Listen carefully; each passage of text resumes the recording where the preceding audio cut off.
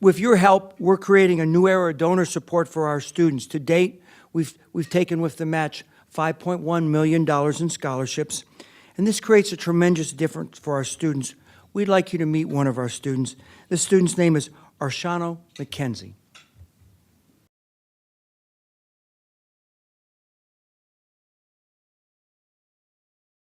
Yeah, my name is Arshano McKenzie. I'm a dual major in Healthcare System Administrations and Radiology program from Grand Rapids, Michigan. My mother was from Suriname, which is out of the States. It's more like South America. And my father was from the United States, but he was in the military. They divorced when I was about 6. And so growing up, it was really hard to have a father figure in my life. And so around the time I was about 10 years old is when I moved out of my mother's house.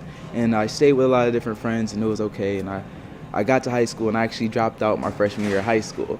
So I ended up going to an alternative school. I made up a lot of credits, and I got back into my high school around my sophomore year and ended up graduating high school with honors. And so that's how I ended up at Ferris.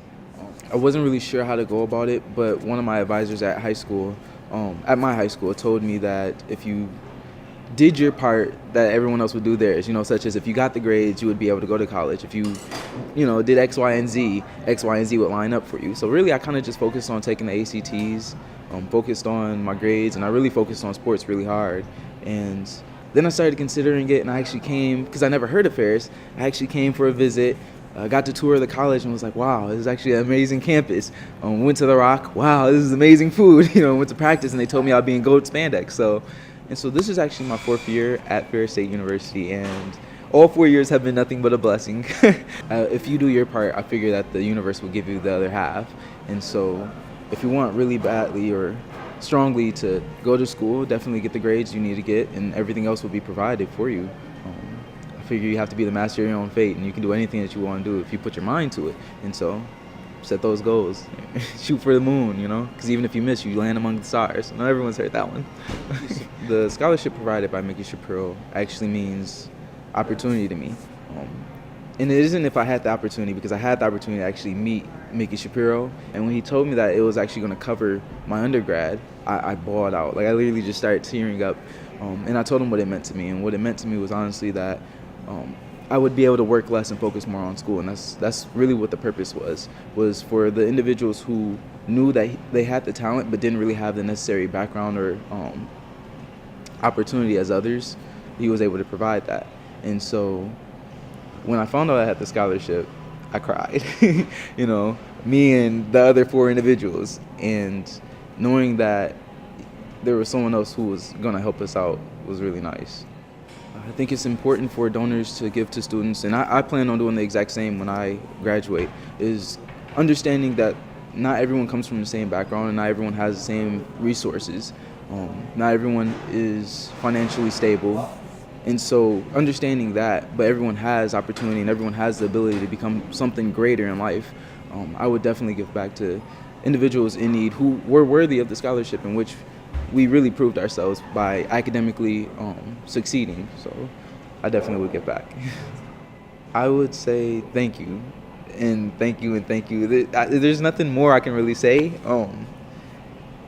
I feel internally in debt. I don't know. I'm at a loss for words, honestly. I just hug them. Seriously. So.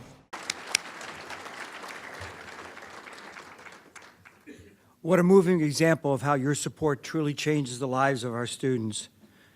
I want to welcome to the stage a special person, a good friend, Dr. Adele Mackey. Dr. Mackey graduated in 2005 with his doctorate in pharmacy and is a successful pharmacist and business owner in Farmington Hills.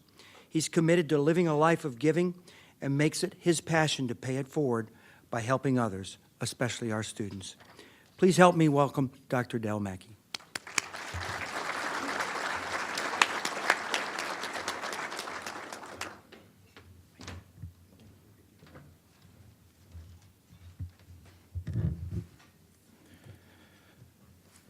Good evening. It's an honor to be here among kind and generous friends. About a month ago, I was asked to speak to you about why I decided to establish an endowment. There are many reasons why I decided. When I came in today, many people said, hey, that people that I didn't even know said, hey, you're Adele, you're the guy in the article. So everybody's read about me. And everybody said, oh, I can't wait to hear your story. But I'm not here today to tell my story. If you want my story, it's online. I'm here to talk about the real reason why I'm here, and it's you, the donors. As a pharmacy student, I was a recipient of scholarship every year I was at Ferris State. It was your generosity that allowed me to further my education without financial burden. After last year's scholarships were awarded, the students that received these scholarships were kind enough to send me personal statements thanking me for my generosity. When I was a student a decade ago, I never had the chance to write you a thank you letter. So allow me the opportunity today to say thank you.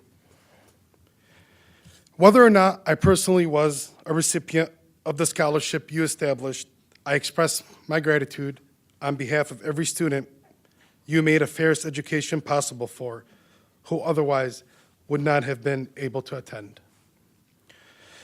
This is the kind of generosity that changes the lives for many. It has definitely changed my own life. I would also like to say thank you to President Eisler for his vision and his leadership. He had made all this possible with the Ferris Student Challenge Scholarship with the matching funds that allowed this endowment, allowed me to make this endowment. Also, thanks to the Advancement Office, especially Dr. John Yorty, for all the hard work that he's done. Special thanks to all the deans and the staffs and all the departments for their hard work. And a special thanks to Dean Dr. Durst. Because I want to be very honest with you, Dr. Durst, he's out there every single day. I see it. He'll drive 3 hours to come to Detroit and just sit with me, him and Jonathan. So I know he's an advocate for the students, and I'm so glad that the students have someone like Dr. Durst on their side. When I talk to Dr. Durst, he always talks to me about how he needs people, generous people like myself, to raise money for the College of for the College of Pharmacy students. And then he always tells me about his idea that he wants every student to have a scholarship in the College of Pharmacy. In the back of my mind, I'm saying, stop with your crazy socialist ideas.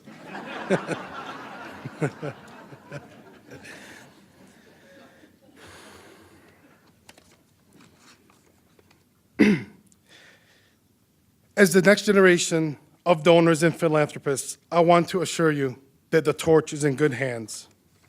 In fact, in those thank you statements from the students that I received, they all mentioned that they were inspired by my giving, and they plan on paying it forward and giving back one day to the university themselves.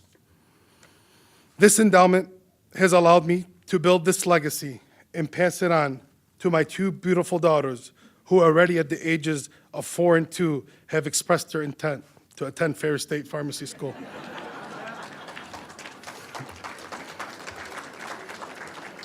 Watch for the application. While this legacy bears my name, it will continue to live on in all of us through the inspiration to continue giving generously to others. Thank you.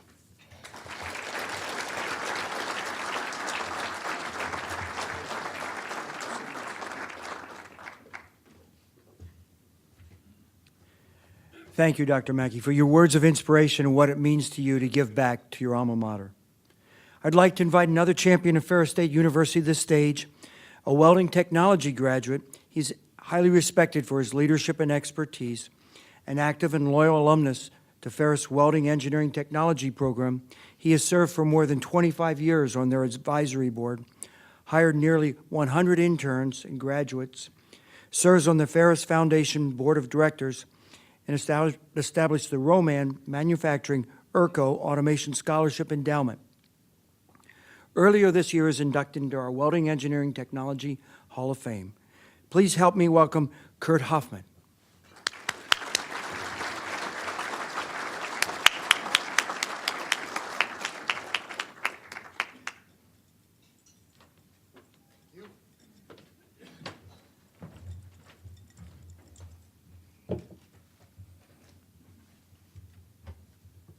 a second here. I'll get organized slightly.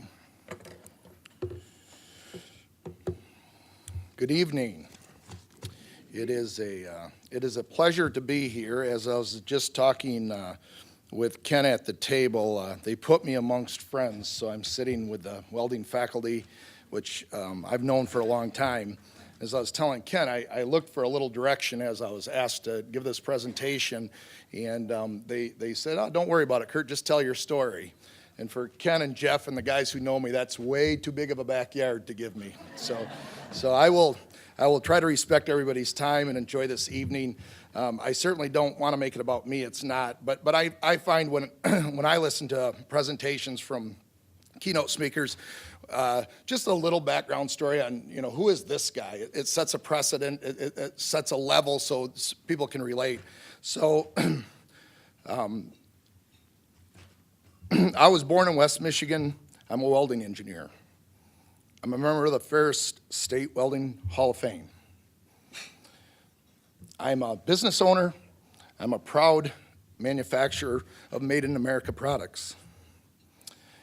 Me and my fellow stockholders employ 180 tax-paying citizens in the state of Michigan and another 15 people in Ontario, Canada.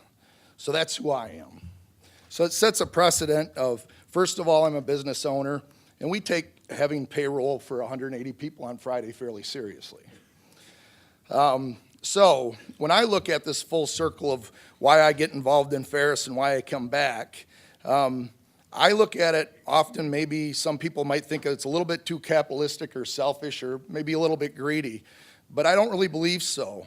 The understanding and the confidence to get an education and to advance themselves, I was that. I was a half long-haired kid wanting to play football, and I had went to 2 years of skill center, so I thought I was a pretty good welder when I came up here, and quickly in that environment, in our welding labs, it's just like a football field because we got really, really good welders in there. So the studs and the so-sos meet up very quickly, and you sort the wheat from the chaff. And I realized very quickly that there was people in that room much better than me.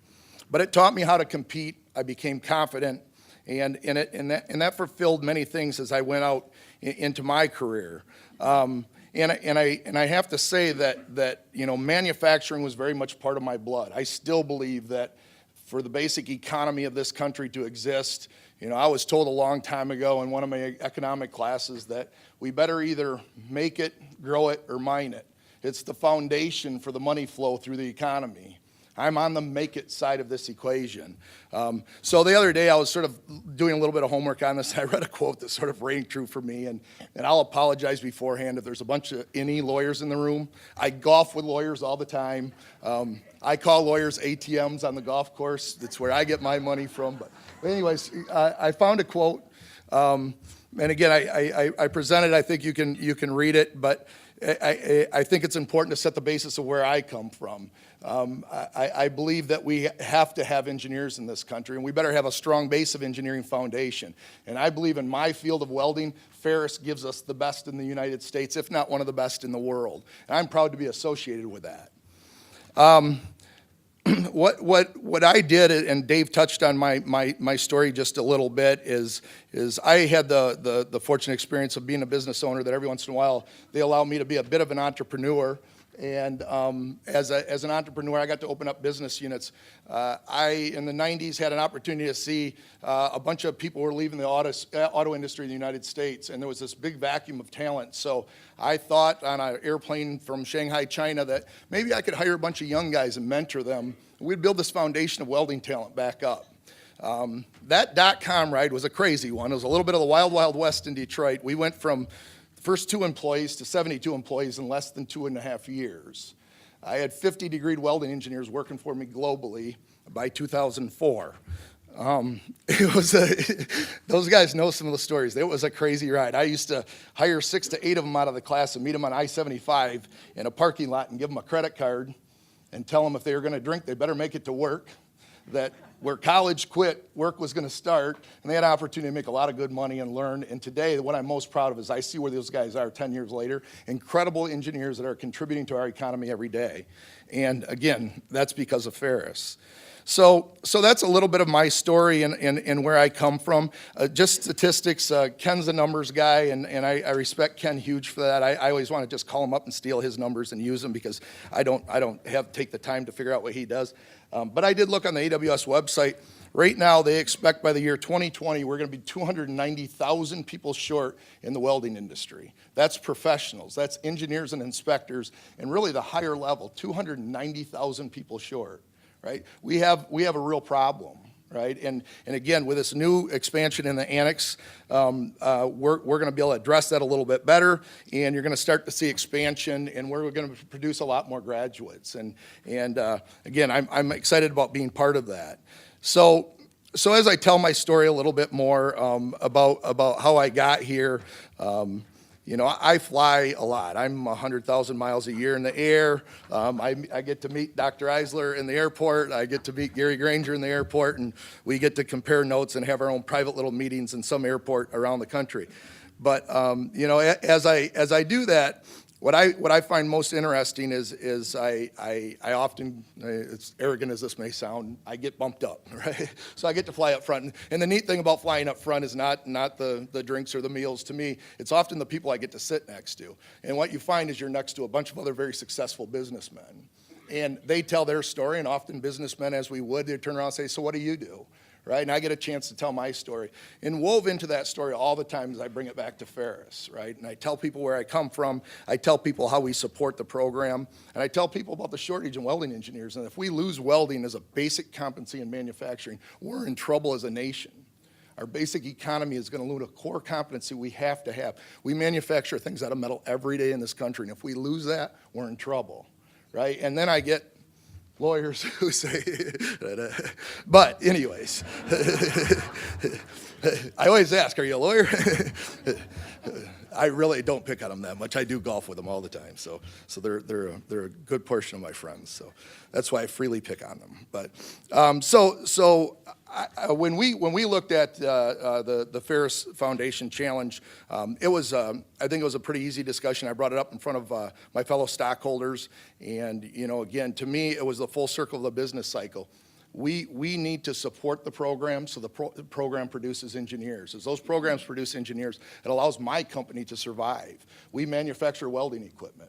I make everything from spot welders that you see on TV every day welding automotive cars to large automation that welds ships, rail cars, and things as big as this building. But I got to have the core competency of welding. So in one hand, my contribution to it is a little bit, I'll give you, you give back. And it's a full cycle of that. But I truly believe, and I think that's true for the PGA program and the pharmacy program and the optometry program, many, many great programs at this university. But I think as an industry and from the private sector, we have to give in. We're going to take back, right? And I'm a firm believer of that. So I didn't prepare to say this, but I think I got maybe just a second. I told you it was a big backyard. As there's students in here, I have a passion for kids. I have a 19-year-old son who's a freshman in college at home, so he gets to hear me lecture all the time. So I got a couple here. So here's one of my stories to the kids. This is purely directed to you, and I hope you just take just a second of this as you start to enter where your guys are heading. Somebody once asked me, one of the students I was at, a classroom, it was actually a bunch of golf students from a university, and they said, so what's it take to be successful, Mr. Hoffman? And I said, well, I've simplified this to 3 C's because I'm just about stupid enough that I need to have it really simplified so I don't forget it. I said, so my 3 C's, and when I reflected back on it, is first of all, be curious. Understand why things work. Don't accept the easy answer. I don't care if that's in welding or any other of our professions. Dig a little deeper. Be curious. That curiosity will drive a learning experience. Second of all, quickly, I said, gain competence. Curiosity will motivate you to take the next step and really understand something a little bit better than the next guy. That competence ultimately is the 3rd C, which is really the last thing you need is confidence. If you come out and say, you know what, I know a little more than the next guy, people will start to turn to you. We all like hanging out with a smart guy, right? And I wrap that into the conclusion is this foundation board has been a fantastic experience for me. I am a huge fan of President Eisler. I will unconditionally say that to this room. I've met some fantastic people on the foundation board. I learn from them every day. And Dr. Eisler's vision and leadership is second to none, and I'm just proud to be associated with that. I am becoming a better person because of my time on the foundation board, so I'm taking as much as I'm giving.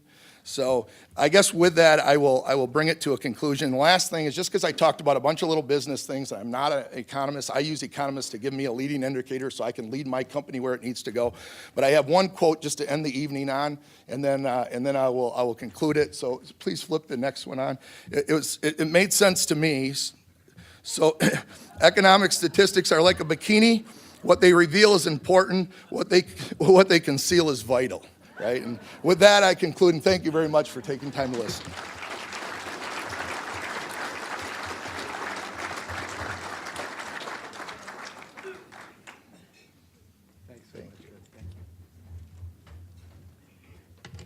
Thank you, Kurt. We're fortunate to have individuals like him who really care about our education and about our graduates, who both support them while they're in school and hire them once they graduate. Thanks for sharing parts of your story with us tonight.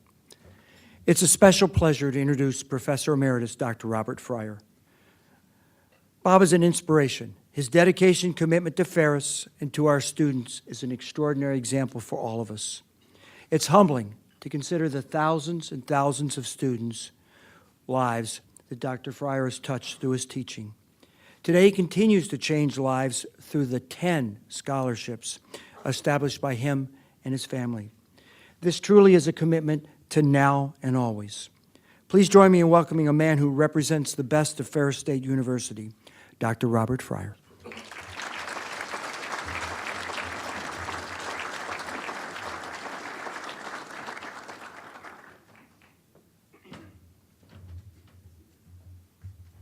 Well, thank you very much. After an introduction like that, I feel kind of humbled. This evening, I had the pleasure of doing something which it's a real honor.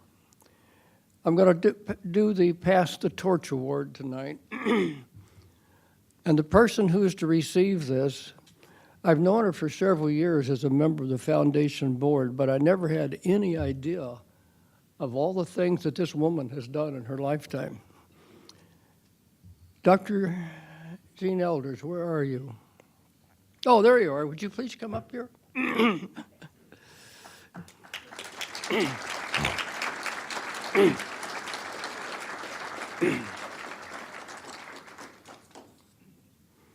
Dr. Elders was born in Minnesota, so I've been told. That's true. Her father was a forest ranger, U.S. Forest Ranger, and they moved around a little bit, and somehow they wound up in Michigan.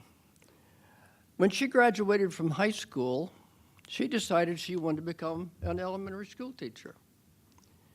So off she went to teach school. How many years did you teach school? 5. So for 5 years, she was teaching school. Now, I'm going to assume that during this period of time, that she worked with some students who had mental problems, Down syndrome, and a whole host of other things. Special needs. Special needs. Right. Thank you. That's a nice way of putting it. She became very interested in this. She went back, got her master's degree in education, later on a PhD in education. And she devoted so much time to taking care and trying to make other people aware of the problems of the people with disabilities. So much so that when Ronald Reagan became president, guess who he chose to be the Assistant Secretary of Human Service? That's close enough. Close enough. Health and Human Services. I got it written down here. Health and Human Services. While she was there, she made some phenomenal help in changing things, changing policies, drawing awareness to all of these problems that these kids, and also older people who had. And one of her concerns was trying to encourage people to hire these persons who had mental problems and physical defects. And she was very successful in doing this. In 1985 through 88, Jean was one of 3 people from the U.S. who served on the, and I'll remember the name of it here, the International Association for Scientific Study of Mental Illness. They met in The Hague, and in 1987, Jean was awarded the Ravenwood Award in London for contributing and helping people with disabilities. Well, in 1987, unbeknownst to me because I was in the Sudan that year, she was given an honorary doctorate degree by Ferris. Well, I could go on and on for hours, but this is one fantastic human being. She has done so many things to help so many people. So we're giving her the Pass the Torch Award tonight, and I want you to join me in thanking her for all she has done. Let's get the picture first. Thank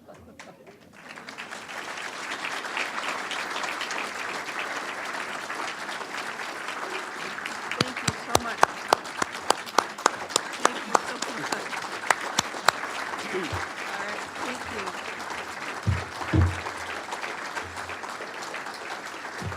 Thank you. Thank you all very much. Dr. Fry, thank you. That was so lovely. Thank you so very much. Well, I didn't give half of the things, a fourth of the things that you should. Wow. And it, you know, it's been such a joy to be part of this family, the Ferris family, and to continue to contribute. I really want to thank you again, Dr. Fry, for that very, very nice introduction. President Eisler and our dear First Lady, Patsy, Foundation board members, and Ferris friends, thank you for this honor. This recognition as we join together, as the President said, for an evening of the celebration of philanthropy, the celebration of giving, private giving. Beginning in January of 2015, the Ferris Foundation role really expanded, and the foundation became the one entity within the university structure to receive and acknowledge all gifts given to the university. And that was a significant change. So then we, as foundation board members, when we're asked, what specifically does the Ferris Foundation do? What's its role? The response is very clear and to the point. Our role, the role of the foundation, is to raise money for the university. That's it. And to serve as a valued and trusted intermediary between the university and the donors. You know, today we were talking a bit about some of the compelling reasons, what motivates people to give. And as you listen to people who came to the podium before me this evening, I think you get a good sense of that. My family asks me often, Mom, Nana, what are you doing exactly? What does that Ferris Foundation board do? And why are you so invested in Ferris? And I give them 3 reasons. The first, and having been an academic and served in various universities, I just want to share with you that I believe in the power of education. That's the first reason I give, time and money. I believe in the power of education.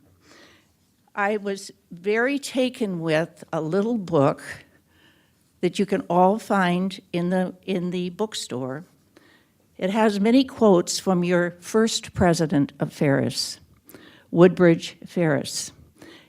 His belief in the power of education is captured in many of his quotes. One that I love is, education is life.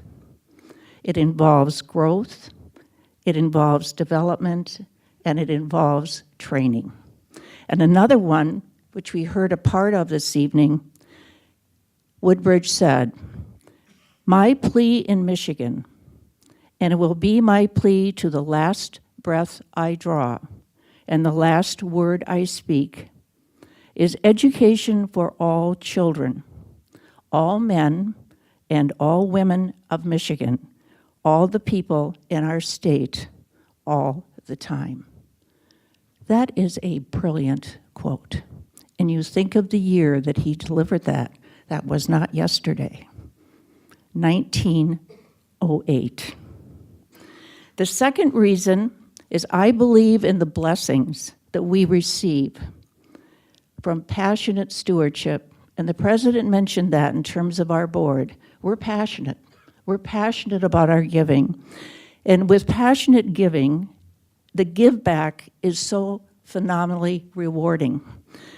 And I will share with you that my father set that example for our family, that it was very important to give, even if you had very little, but you shared that. And in that giving back, it really does satisfy a deep human need. Bottom line, my friends, philanthropy doesn't just help the recipient. It offers profound life satisfaction to the givers as well. My third reason, and people talked about this who came to the podium this evening, is I want to leave a meaningful legacy. That's why I established an endowed scholarship for pharmacy students. I want to make a difference for more than one student at Ferris. I want to make a difference over time for many. An endowed scholarship is one of the many responses to this driver that's within me to do for others and to make a difference. And my friends, I'm going to continue to grow this endowed scholarship through the Ferris Futures Scholarship Challenge. My reasons for giving, my belief in the power of education, my desire to engage in passionate stewardship, which I see as a personal blessing, and to walk with others, other members of the board who share this passion. And thirdly, to leave a meaningful legacy. I am honored to serve Ferris State University in this manner. I am honored to receive the Pass the Torch Award. And I just want to share with you, was one of the best days of my life was an opportunity to meet our president and for me to share with him how much I wanted to give back because Ferris had been so good to me and recognized the work I had done with an honorary degree. And he said, I think I can find a job for you. Thank you all, dear Ferris friends.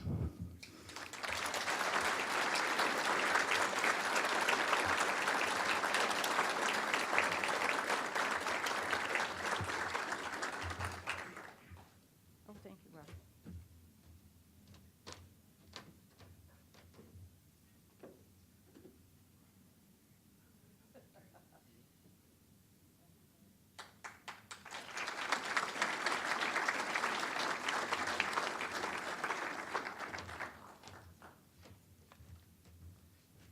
Gene, I was reflecting on the same story.